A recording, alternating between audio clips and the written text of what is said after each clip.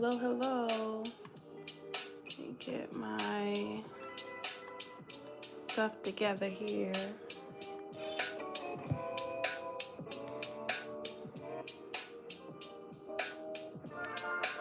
Okay.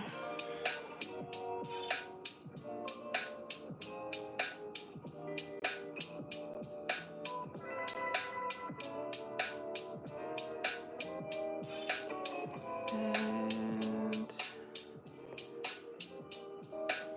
I'm just sharing it out here.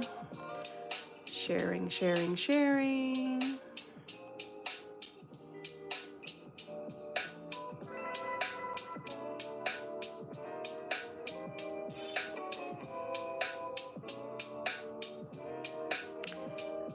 Bear with me.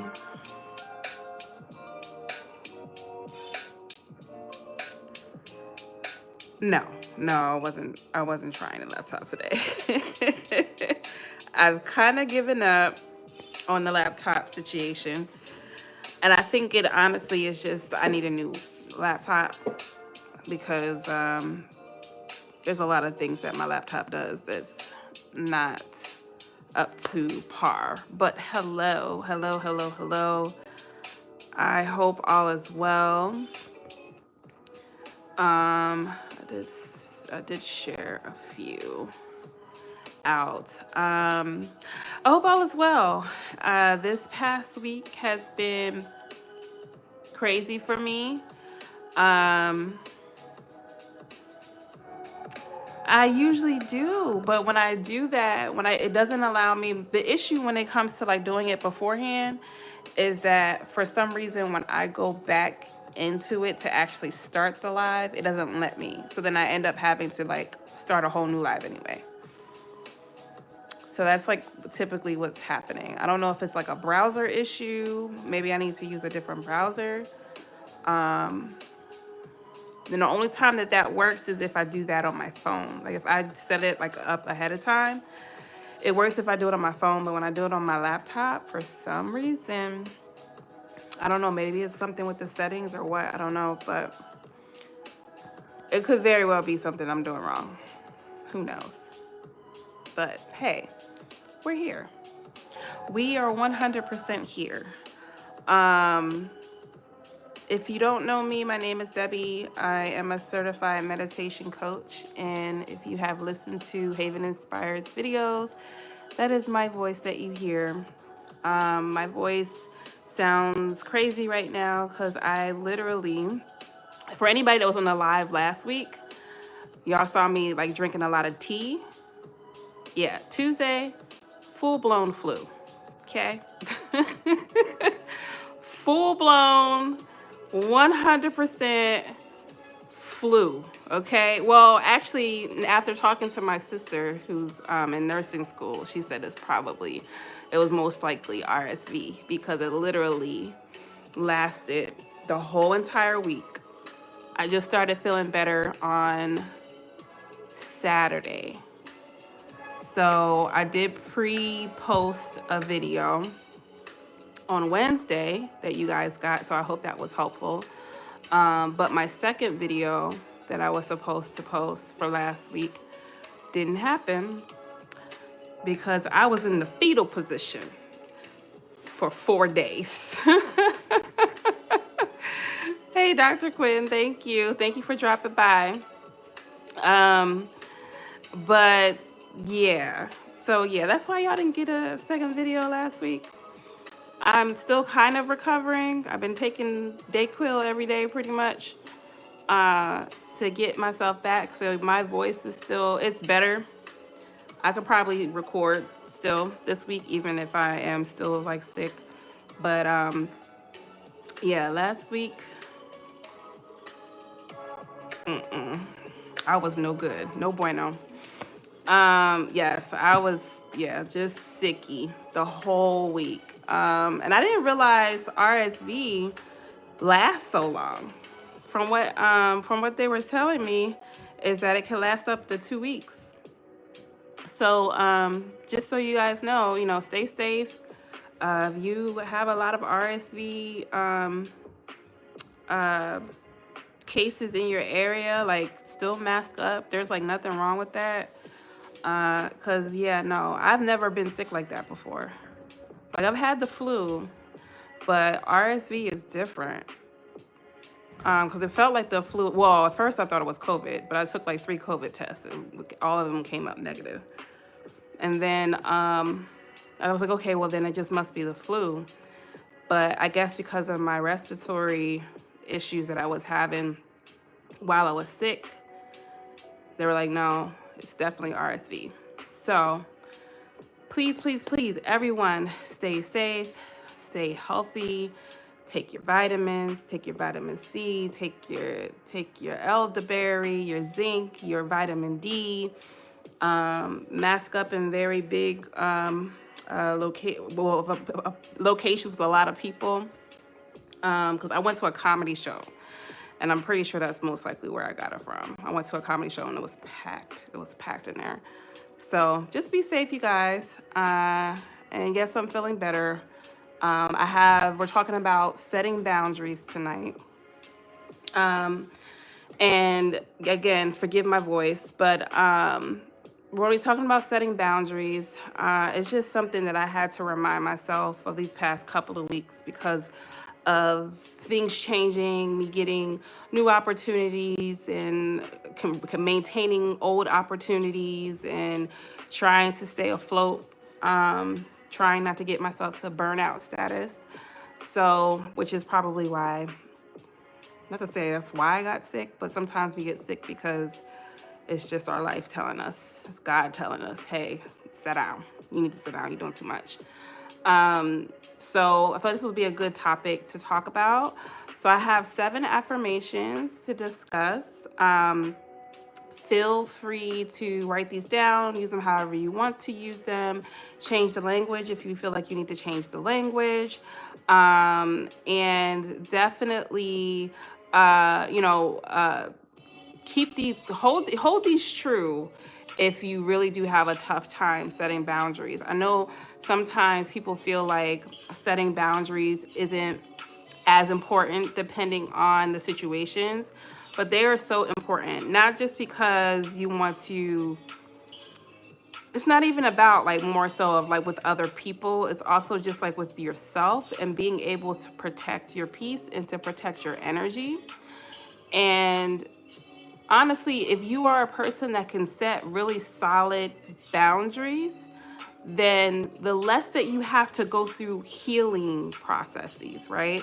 If you find yourself always frustrated, always confused, or always angry, or always upset with the people around you, or always upset about certain situations, or you're easily agitated, it's more so despite of anything else that it could be, a lot of that has to do with boundaries and not being able to adequately set boundaries. And sometimes we allow ourselves to get into situations where if we would have just had a boundary, set the boundary, and stuck to the boundary, a lot of the things that are happening in our lives wouldn't even be happening. So one thing I like to say is that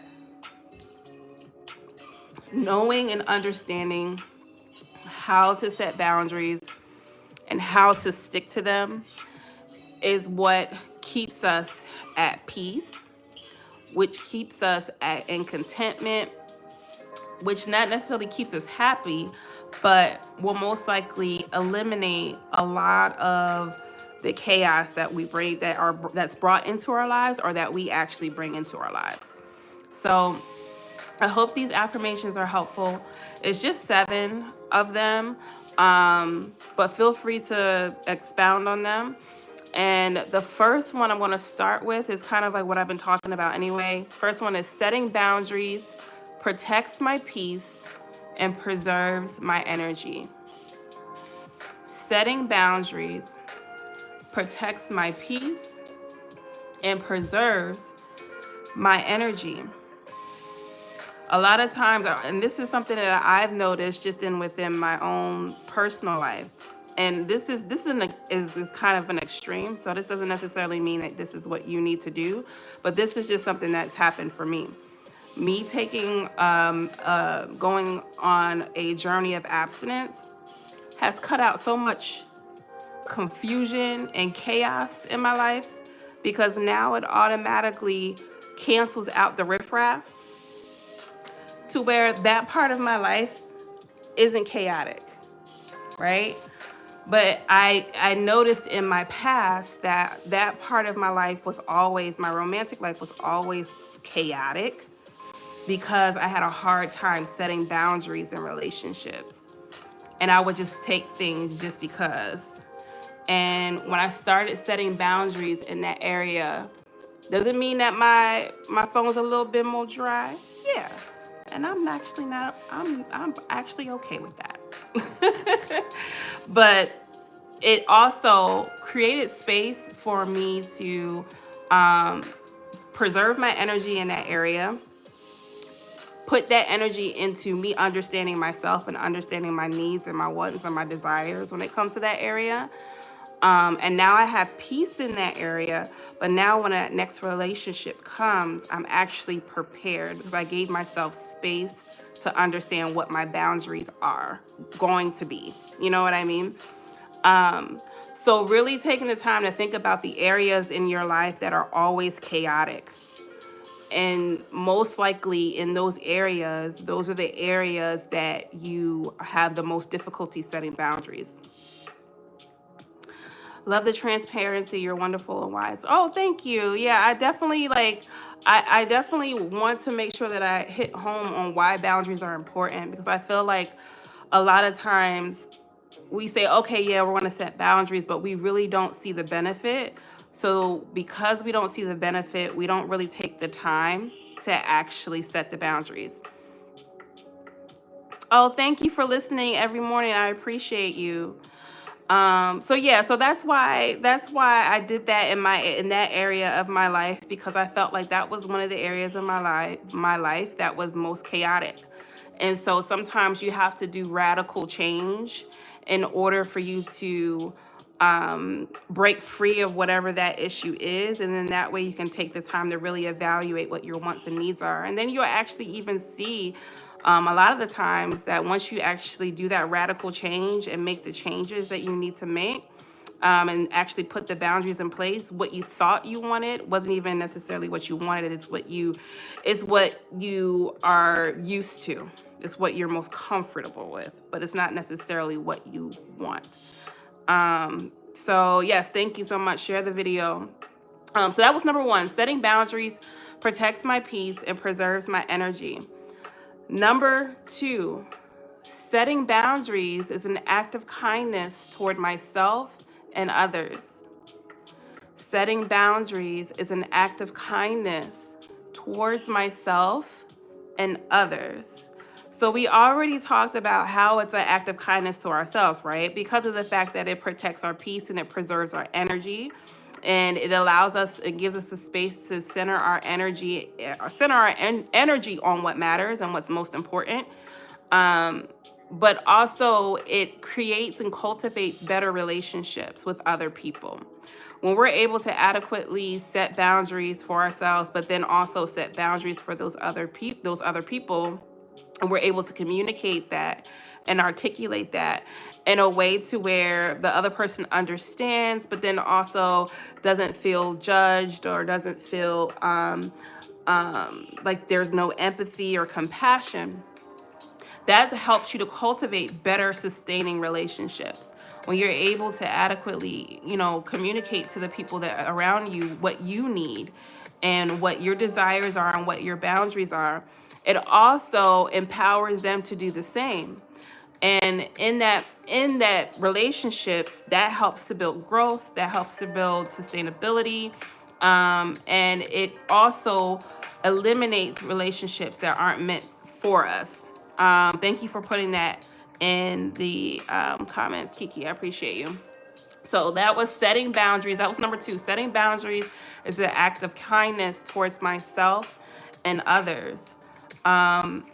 And when you also too, and I kind of said this, but it eliminates people that aren't supposed to be in your life, but it also just eliminates people who are kind of, what's the best word for it? You know how people just kind of like are in your life, they're not really bringing any benefit, but they're not really taking away anything. They're just kind of there. It kind of puts yourself in the situation to really evaluate those relationships too, because a lot of times we'll look at relationships as like, oh, I know this relationship isn't beneficial for me, like I know that this person isn't good for me, they talk down on me, they do this, they do that. But what about those people that are silent haters? They really don't do anything bad, they really don't do anything, good, but they just are kind of there. You know what I mean? Yes, it eliminates the fluff. Yes, eliminates the silent haters, the frenemies. The people that are friends, but then they kind of like are your enemies one day, and it's kind of hard to kind of decipher. That they leave you confused. Like sometimes they're really, really great friends to you, and then other days it's just kind of like neutral. So it kind of, yeah, silent haters, backhanded compliments. Yeah, those relationships that are kind of like in the middle. Setting boundaries actually eliminates those people, or even can grow those relationships to where it's forcing you to have those difficult conversations with those people, versus just letting it go and avoiding it and just kind of knowing it to yourself but not saying nothing. We all know, we all been there. There's a few people in our lives, either now or at some point in our lives, that has been a frenemy. So it also helps like eliminate those gray area people. Um, and when I say eliminate, not necessarily remove them from your lives, it either will enhance the relationship where you guys work things out, or eliminate. So awesome. I had to end a 15-year relationship for this reason. Yeah. Yeah, it's definitely a thing. And I don't even want to say that it's just women, because I'm sure that men like experience this too, but it's definitely something that's there. And I think it also shows up a lot with family members too, where it's like, whether it be like a cousin or like somebody that's a friend of the family or whatever, that's considered a family member. I think it happens a lot with that too. So it just, setting boundaries eliminates a lot of gray area. And it's not just in relationships, but just in general, in your goals and your values. Having boundaries like really does like set a precedent for that type of stuff. Um, I heard one time, instead of focusing on replacing, focus on building the new. The, those meant to stay will, and others will. Okay. Yeah, no, like it's definitely like shifting your energy. And a lot of times that's what boundaries, or setting a boundary, is. It's more so of removing yourself from situations that don't serve you, that won't serve you, and shifting your energy into something else, and then putting a barrier up in that area, so that way you don't surpass it and you don't allow others to pass it. Yes, shift the energy, because a lot of times we spend so much energy on the wrong things, and we spend so much energy on busy work versus what's supposed to be priority. And that's how we get exhausted. That's how we get tired. And that's how we get frustrated quickly. So keep that in mind. Where will we at? That was only number 2. Okay, number 3. I release any guilt or shame surrounding asserting my boundaries. I release any guilt or shame surrounding asserting my boundaries. So a lot of times boundary setting is hard because we can't handle the guilt or the shame that sometimes comes after it. And some people may struggle with this more than others, but because for me, like I don't got no guilt or shame, y'all. Honestly, when I set a boundary, that's pretty much it. Maybe when it comes to my kids, no. No. No guilt or shame. And now, is there a time where I did? Maybe when I was younger, yeah. But yeah, like there you have to get to a point where you have to, and the way that you get around this, if it's someone that struggles with this, the way that you get around this is continue to remind yourself of the why. Like anytime that you feel any type of guilt or any type of shame of any kind, and when it comes to you actually doing something that you have to do or doing something that you should do in any particular situation, like setting a boundary, remind yourself of the why. Why is setting this boundary important? What other situations happened to where I did not set this boundary that it was detrimental to me? And remind yourself of that stuff. And not allowing, again, when we talked about shifting your energy, it's also shifting your thoughts. So if you're continuously thinking of the shame and the guilt that's coming with you setting a boundary with your mom, or you setting a boundary with your kids, or you set a boundary with a sibling or a friend, take your time to shift your thought process back to the why. Why am I setting this boundary? How is this boundary beneficial to me? How is not setting this boundary, how would that serve me? How does that protect me? Right? So just thinking about those questions, and if it's something that you really struggle with a lot, take the questions and put it in your phone, or write it down in a journal or whatever, something that you can go to quickly to say, okay, I'm having these thoughts of guilt and shame because I set a boundary with my friend. And then kind of go through the questions and have maybe a series of 3 or 4 questions that you can ask yourself. How does this serve me? How is this protecting me? Ask all of those questions so that way you can remind yourself of why you're setting the boundary. So that way you can continue to stick to it. I feel like the only, well, yeah, actually, yeah. Now that I think about it, I haven't had a relationship in a while, so that's probably why I didn't think about it. This was the hardest thing for me to do in relationships. So if this is like something that is you also struggle with in relationships, that if you set a boundary with someone that you're dating, whether it be like, this is, I'm only going to, I only want to date people that have this particular thing, or that do this particular thing, or that have a career. For me, I have a standard of, if they don't have a career of some sort, it doesn't matter how much they make.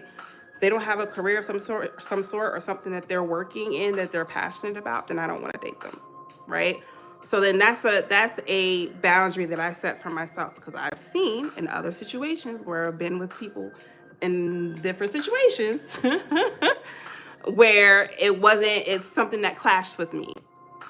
So just thinking about those little things, that could be something small as that, or something as big as something else, or like, so, hey, I don't want to date anybody that smokes, because I struggled with smoking at one point, and I don't want to. Not saying me, but I don't want to date someone that smokes. So, that's just my boundary that I'm setting for myself.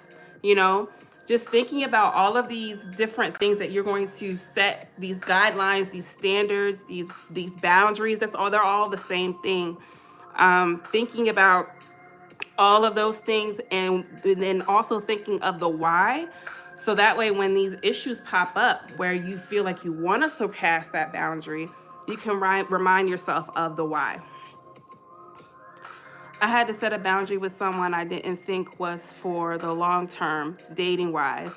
So I finally discussed it and wrote down a moral, rational explanation rather than speaking about feelings.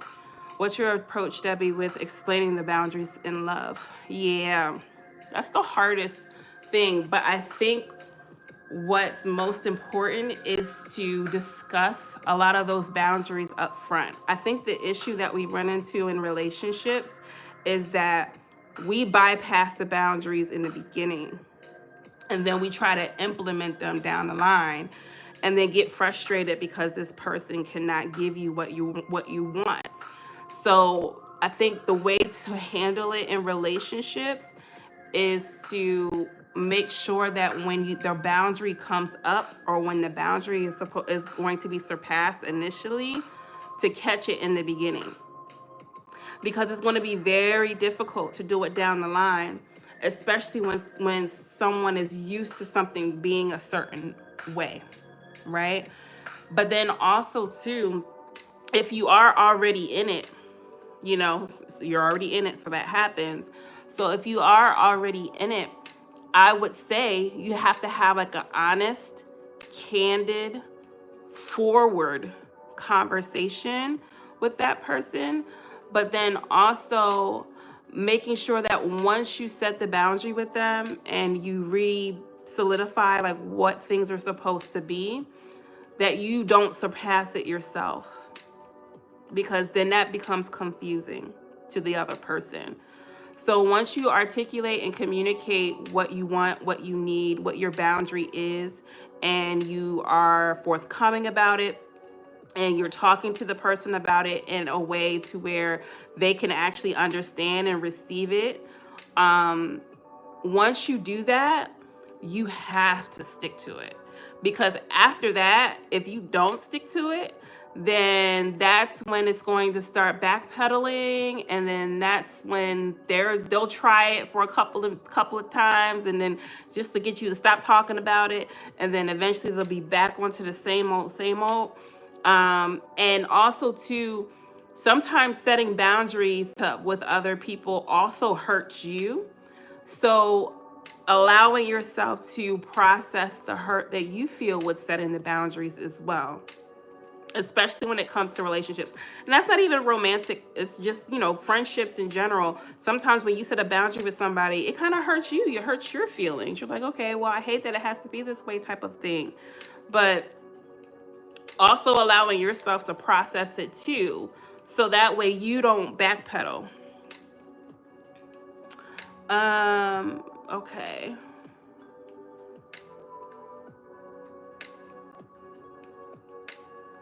Yeah, absolutely. You definitely learn new things. Yes, I got y'all. Yes, I got y'all. So that one is, where were we at?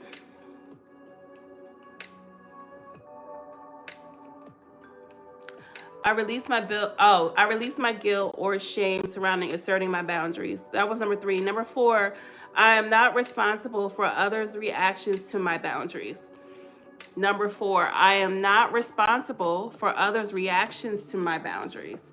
So that's kind of going back to just taking the number 3 a little step further. Sometimes we don't set those boundaries because we're afraid of what the other person is going to do, what their reactions is going to be, what they're going to say.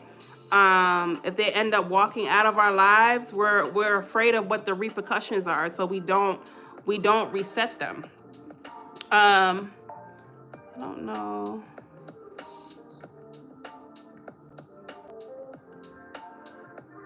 I don't know where these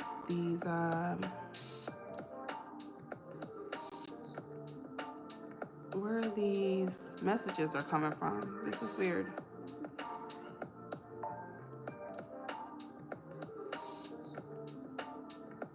Okay, so I went ahead and hit that.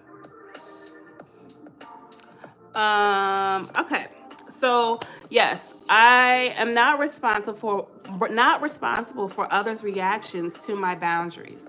I am not responsible for others' reactions to my boundaries. Stop thinking about what the other person's going to say or what they want to do, because it does not matter at this point. It doesn't matter. If someone has a horrible reaction to you setting a boundary, then that is a teaching opportunity for you to learn that this person is not necessarily the person that you need. May or may not be needing your life, right? Because if someone has a a a physical or a really horrible reaction to you setting a boundary, depending on what that reaction is, it could just be them just being human, right? But it also can teach you about what their actual intentions are. It can even teach you, what, because sometimes we go into setting boundaries because we don't know what the other person is thinking. And then by setting the boundary, you finally learn what they actually are thinking or wanting, or then they actually decide to express their emotions to you. Um, Whether it be someone that has a hard time expressing their emotions, emotionally unavailable, they have a hard time being vulnerable. So it can teach you a lot, whether it be good or bad, about the other person and what you how you hold how they hold you in their lives, because a lot of times we put ourselves on a pedestal in someone else's lives and we ain't up there, right? And then sometimes we put ourselves on a low, like a put ourselves very low in another person's life, and we actually all the way up here.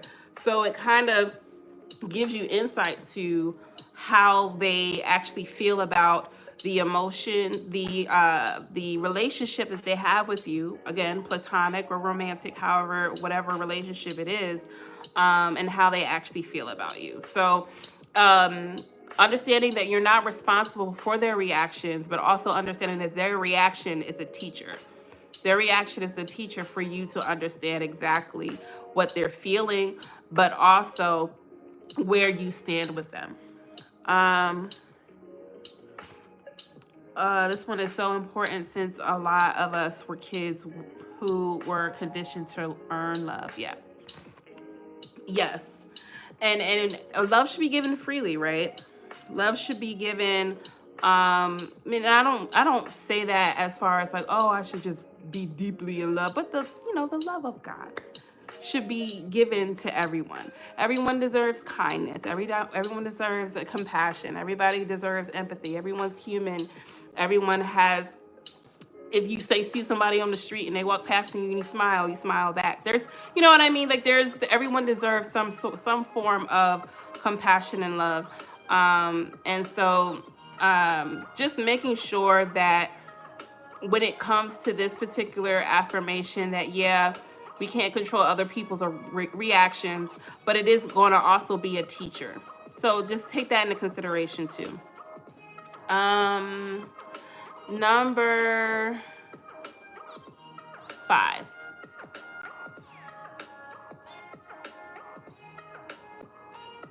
Yeah, I believe it's supposed to be given freely. Not everybody believes that, and that's okay.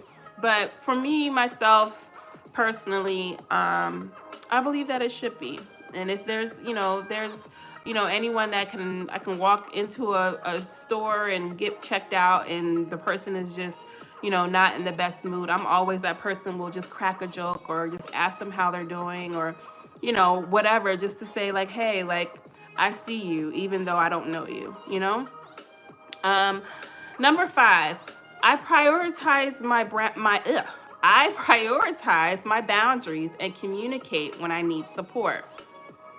I prioritize my boundaries and communicate when I need support. So just understanding that you can prioritize your boundaries, and sometimes your boundary is knowing your limitations and being able to communicate when you need help. It's supposed to be given freely with boundaries, because that's also loving yourself freely. Absolutely. When I fell back, I'm assuming that's what you're saying. When I fell back from my friendship, I learned that she felt I was supposed to stay loyal no matter what, because of how long we had been friends. Yeah, like it's definitely an eye opener when you set that boundaries and set that boundary and step away. It will teach you so much about yourself, and again about the other person. And it's definitely eye opening, I think. No matter what type of, and it doesn't even necessarily mean that they're not going to be your friend ever again, or they're not going to be in your life ever again. It just means that it may be simply different. But yeah, there's a lot of times where people do things that are wrong. I had a friend like that they ended up doing something wrong, and I tried to talk her through it, but then also protect her at the same time, and realize that it just wasn't working. It was either going to have to be either sis, you wrong, or sis, I got your back no matter what. And I just couldn't continue with the sis, I got your back no matter what, you know? So I completely can understand that. especially when it goes against they're doing things that are goes against your morals, or even if they're doing something that you also struggle with. So then therefore, it makes it more difficult for you to even navigate life at that point. There's so much that goes into that. So I hope that you feel better about the situation, especially if you see on the other side that it wasn't meant for you. But yeah, I wholeheartedly feel you on that. Okay, so I prioritize my boundaries and communicate when I need support. So yeah, understanding that a part of setting boundaries is setting it with yourself and knowing your limitations, knowing when you need help versus you trying to push past the I need help lifeline and trying to do it yourself just because. I think sometimes when people think about boundaries, it's like, secluding yourself from people. But it's not necessarily always the case. Sometimes setting a boundary is asking for help and reaching out for help, and soliciting the people around you, because you know that your personal boundary, you can't do it no more by yourself. Okay? So that was, I prioritize my boundaries and communicate when I need support. Number 6, I am in control of my well-being and choose to nurture it. I am in control of my well-being and choose to nurture it. I realize I've been isolating myself because of work, but community is so important while single. Single, celibate, and spiritual, and on a spiritual journey. Otherwise, you may lean into loneliness. Yes, you taking the words out of my mouth. Yes. Just one second. Let me get some water.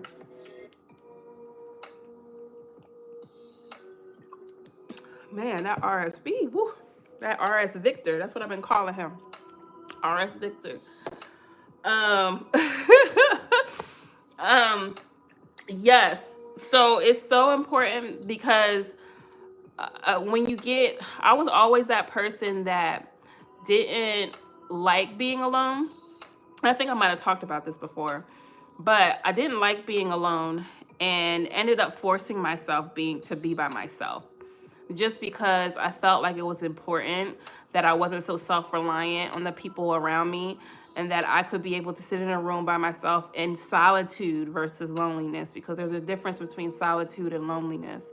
And be able to sit in solitude and be happy and have contentment and be at peace.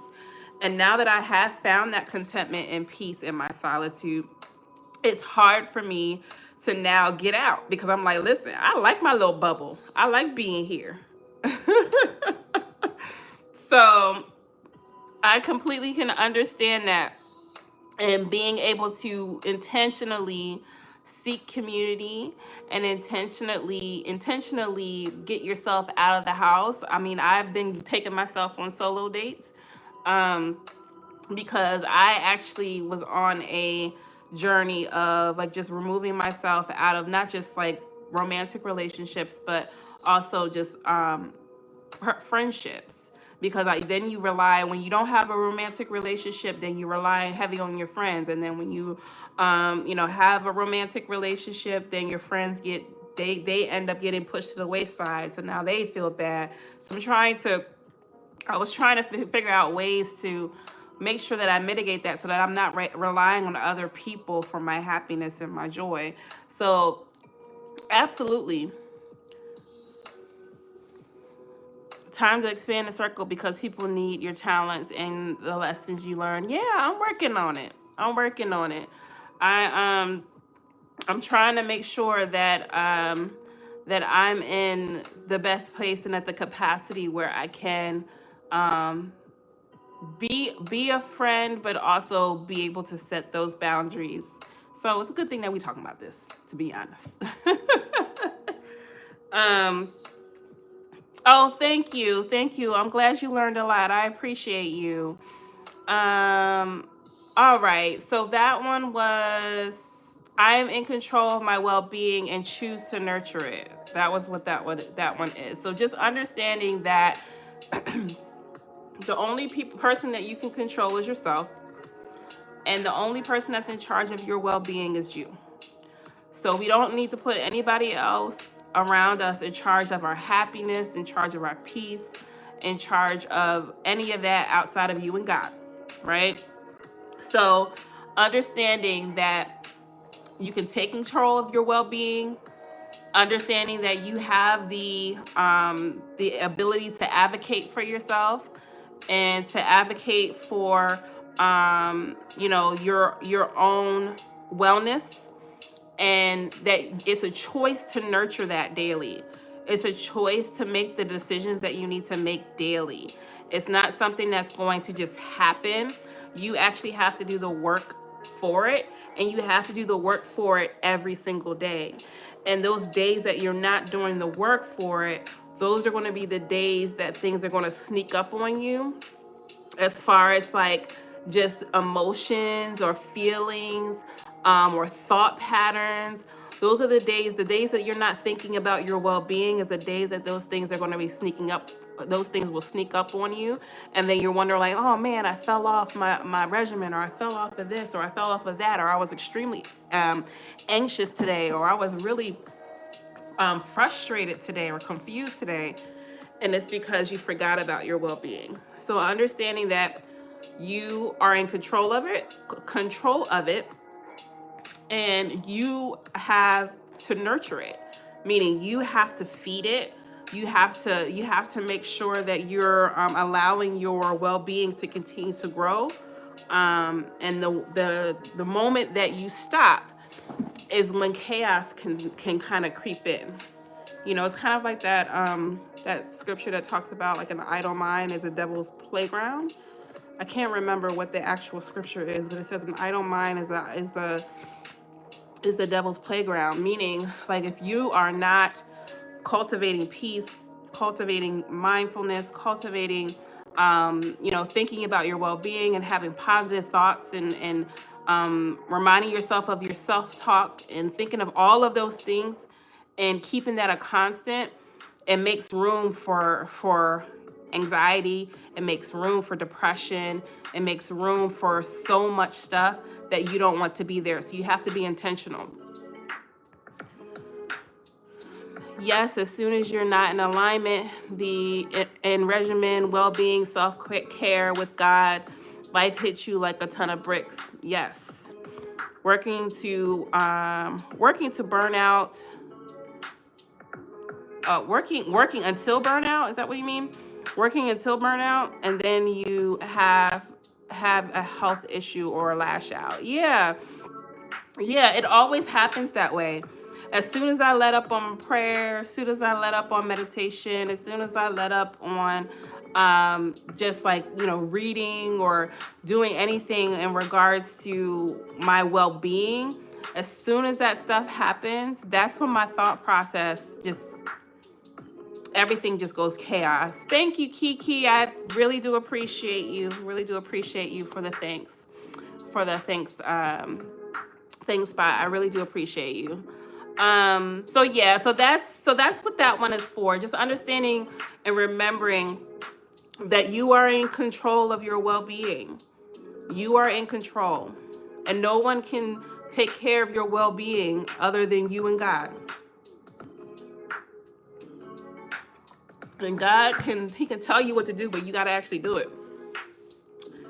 So that was number 6. I'm in control of my well-being and choose the future choose to nurture it. Number 7. I'm sorry, my throat was she's trying to give out on me. Number 7. I am the protector of my own energy, and I choose to use it wisely. I am the protector of my own energy, and I choose to use it wisely. I'm going to say it again. I am the protector of my own energy, and I choose to use it wisely. The I choose to use it wisely is very important. You're welcome. You're welcome. It's very important that you choose how you use your energy wisely. A lot of times we are burnt out, we are tired, we are frustrated, we are concerned, because we are spending our energy and we are just in energy debt. We are in energy deficit, okay? Because we're spending it on things that are frivolous, that make no sense at all. We're spending our energy on situations that do not serve us.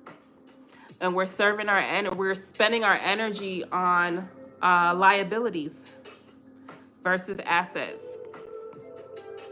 So you have to take the time to really think about where you're spending your energy. Even if you need to make like a pie chart, or if you need to like sit down and really think about on a day-to-day basis, where are you spending your energy? And it's not just in environments and things, but in your mind. Where are you spending your energy in your mind? That's what's most important. Because a lot of times we can go through the day and not really do much, but still be exhausted. Why? Why are we still exhausted? Because we're spending a lot of energy up here on things that are not serving us at all.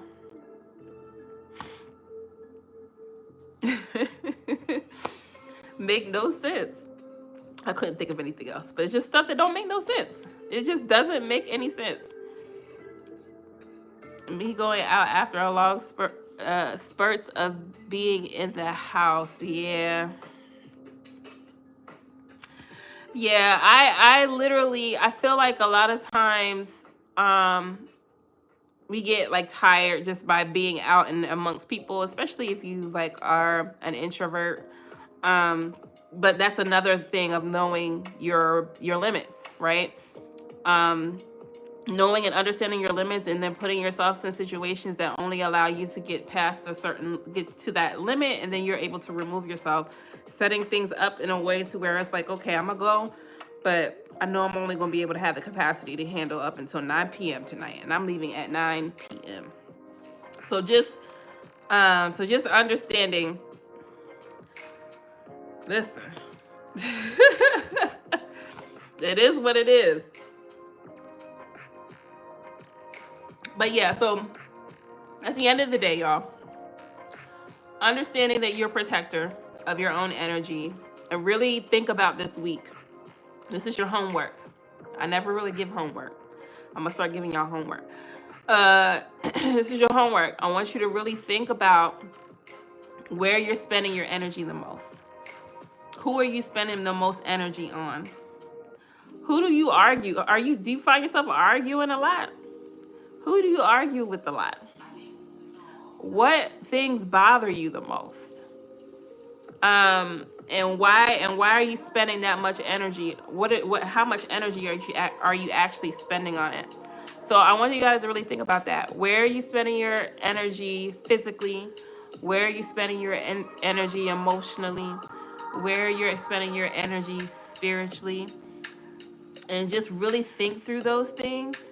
And see if there's any way that you can set boundaries in any of those areas where you'll be able to preserve some of that energy. And when you preserve that energy, you still want to put it somewhere, but you want to be really intentional with where you put it. Okay? So that was number 7. It took a long time to get there. I don't know why, y'all. I told myself I wasn't going to talk a lot today because of the RS Victor. But RS Victor, he ain't holding me down. I'm still here. So just to go back through the top, number 1 was setting boundaries. Setting boundaries protects my peace and preserves my energy. Number 2, setting boundaries is an act of kindness towards myself and others. Number 3, I release any guilt or shame surrounding asserting my boundaries. Number 4, I am not responsible for others' reactions to my boundaries. Number 5, I prioritize my boundaries and communicate when I need support. Number 6, I am in control of my well-being and choose to nurture it. And number 7, I am the protector of my own energy and I choose to use it wisely. It was not. It was okay. It was perfectly okay. All right. Awesome. Well, I hope these 7 affirmations were helpful. Definitely, take them down. If you need to play it back, feel free to play it back. If you have any questions, you can always just drop them in the comments, or you can email me at info@haveninspired.com. This week, so we'll most likely have a boundaries meditation, of course, because this is our topic for this week. And then I'm going to do a second one, even though, because last week I could not record that second one. I was like, oh my God, I'm sick today. Yeah, last week I was sick from Tuesday, literally after the Monday live, that Tuesday morning, I was gone. It was literally fetal position. Fetal position, water and fruit and soup and ginger ale and and crackers. That was it. So I didn't get a chance to record the second one. So I'm going to attempt to record that again this week. So you should have that. The one for this week will be Wednesday. The extra one should be Friday. I want to try to get it up before then, but I'm gonna under promise and over deliver. Okay? Because last week I told y'all I was gonna do 2 and then it didn't happen. So I hope all is well. You guys have a great rest of your week. And then, I will make sure to have those up for you this week. And if you, like I said, if you have any questions, let me know. Make sure to grab the book. I don't know if you guys, the link should be in the bio. Grab Not Self, Let Me Be Great. You can get it on Amazon. The link is in the bio. This is the workbook. There's also a journal. The journal is thicker, but this one's like an empty content journal, and this one has my story in it. So check it out on Amazon. Otherwise, I will see you all next week. If you have any requests on topics for the lives, let me know. Otherwise, I will think of something. I'll talk to you all later. Bye.